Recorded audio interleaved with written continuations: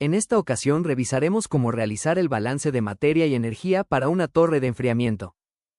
Tenemos el siguiente caso de estudio para el análisis que realizaremos. Puedes pausar el video para que copies el contexto en tu cuaderno y lo analicemos juntos. Muy bien, comencemos el análisis. Como ya es costumbre, empecemos ilustrando lo que nos dice el contexto en un diagrama de flujo. Se nos describe que en la torre de enfriamiento se alimenta un flujo de 35 litros de agua por hora a una temperatura de 46 grados centígrados, y que además sale este mismo flujo con una temperatura de 22 grados centígrados. Además se menciona que en la torre de enfriamiento se tiene una corriente externa de alimentación para mantener el nivel de la alberca. Asimismo se menciona que el aire a la entrada tiene temperatura de bulbo seco de 20 grados centígrados y bulbo húmedo de 18, y que a la salida las temperaturas son de 28 y 26 grados centígrados respectivamente. Realicemos todos los balances que necesitaremos para responder los incisos. Hagamos primero el balance de materia, donde colocamos todos los flujos que entran y salen del sistema y el término de acumulación. Si suponemos que el sistema está en estado estacionario, eliminamos el término de acumulación.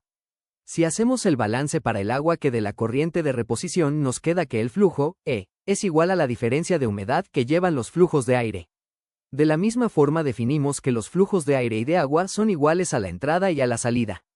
Sigamos ahora con el balance de energía. Es necesario poner las corrientes que intervienen en el sistema, así como el trabajo y el calor externo, además del término de acumulación. Es necesario mencionar que no se coloca la corriente, E, ya que no es una corriente principal, por lo que se puede despreciar. Ya definido esto, realizamos las siguientes suposiciones. El término de acumulación vale 0. El sistema es adiabático y no hay pérdidas térmicas. No hay trabajo mecánico debido a la naturaleza del proceso. Con lo anterior y usando el balance de materia para reordenar términos, nos queda la siguiente expresión. Lo primero que se nos pide es el flujo de aire. Para poder obtenerlo es necesario realizar el balance de energía. Para ello necesitamos las propiedades energéticas de los flujos. Empleamos la carta psicométrica para obtener las entalpias del aire húmedo a la entrada y a la salida. Recuerda que del punto de partida del aire subimos siguiendo una línea adiabática hasta alcanzar la saturación y trazamos una línea perpendicular hasta la curva de entalpía del aire saturado para obtener el valor. Para el aire a la entrada su entalpía es de 50 kJ por kilogramo.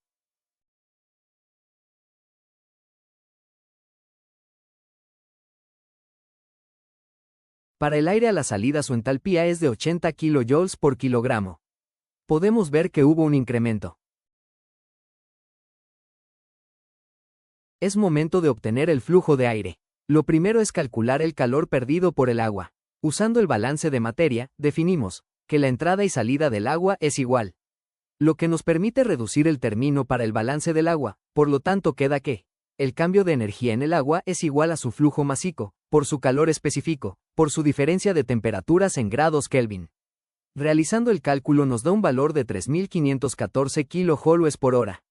Ya con el flujo de calor usamos el balance completo para obtener el flujo de aire, quedándonos que el flujo de aire es igual al calor perdido por el agua entre la diferencia de entalpías del aire. Realizando el cálculo nos queda que el flujo de aire es de 117 kilogramos por hora. Lo siguiente que se nos pide son las humedades absolutas y relativas de los flujos de aire. Es conveniente recordar que la humedad absoluta se obtiene partiendo del punto A y trazando una línea paralela al bulbo seco, luego realizar la lectura correspondiente. Como se muestra en la imagen, si tienes dudas puedes consultar el video o la guía de cómo usar la carta psicométrica. De igual forma recordemos que para la humedad relativa se debe buscar el punto A e interpolar gráficamente entre las líneas de humedad relativa. Realizando lo anterior, así realizamos las lecturas para el aire a la entrada de la siguiente forma.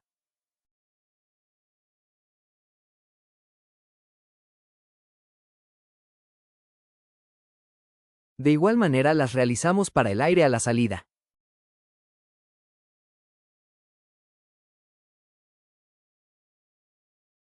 Los resultados de las lecturas para el aire en la entrada son que tiene 0.01 kilogramos de agua en cada kilogramos de aire y que se halla al 70% de humedad relativa. Para el aire a la salida tenemos que tiene 0.02 kilogramos de agua en cada kilogramos de aire y que se halla al 80% de humedad relativa. Lo siguiente que se nos pide es el flujo de agua de reposición para mantener el nivel de la alberca de la torre. Para ello emplearemos el balance de materia contemplando todos los flujos incluida el agua de reposición. Realizamos un balance de materia solo para el agua evaporada que se refiere a la masa de agua que se transfiere al aire. Realizando el balance obtenemos que la masa de agua evaporada es igual a la diferencia de humedades absolutas en el aire, y al multiplicarlo por el flujo de aire obtenemos el flujo de agua requerido para reponer la perdida. Sustituyendo los datos en la ecuación obtenemos que se requiere 1.17 kilogramos de agua por hora para mantener el nivel de la alberca de la torre. Para lo último que se nos pide es necesario definir en qué punto de la carta se halla el aire, y para cada caso el aire se halla en lo que llamamos como el punto A, que es la intersección de las temperaturas de bulbo seco y húmedo. Una vez que ya tenemos ambos puntos los ubicamos sobre una misma carta y unimos los puntos con una línea para representar el cambio. ¿Cómo logramos ver el aire cambio de posición en la carta, pero por qué es diferente? Esto se debe a que el aire de entrada se encuentra en un estado psicrométrico diferente al del aire de salida debido al intercambio simultáneo de calor y masa que ocurre dentro de la torre de enfriamiento. El agua caliente proveniente del condensador transfiere calor al aire y una fracción del agua se evapora. Como resultado, el aire incrementa su temperatura de bulbo seco, su humedad absoluta, su humedad relativa y su entalpía. En la carta psicrométrica este comportamiento se observa como un desplazamiento hacia regiones de mayor temperatura y mayor contenido de humedad, reflejando la absorción de calor sensible y latente por parte del aire. Nota técnica. En una torre de enfriamiento el aire de salida suele acercarse a la condición de saturación, por lo que es común observar que el punto de salida se ubique cerca de la curva de 100% de humedad relativa. Espero te haya servido este contenido. Por favor síguenos y revisa el resto de material que preparamos.